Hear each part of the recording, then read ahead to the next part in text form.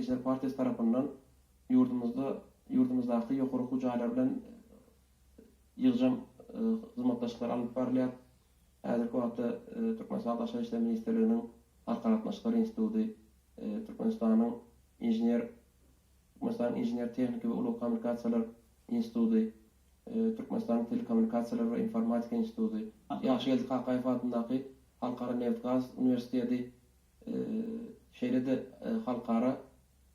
halkara insan ilmleri ösüş üniversiteti bilen birlikde dürli çäherler alyp barýar. Olaryň arasynda ýaşly telekeçiligi çekmek, olary geljekdäki öz hünärlerine telekeçilik ýoluna, adam basan pursatlaryna diýişli maslahatlar bermek çäherler alyp barylýar.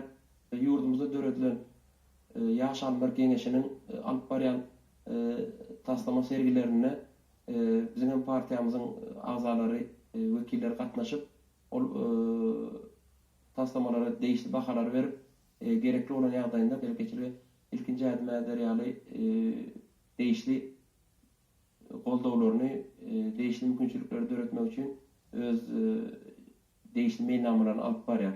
Ýaş alymyň oýlap tapan taslama işleri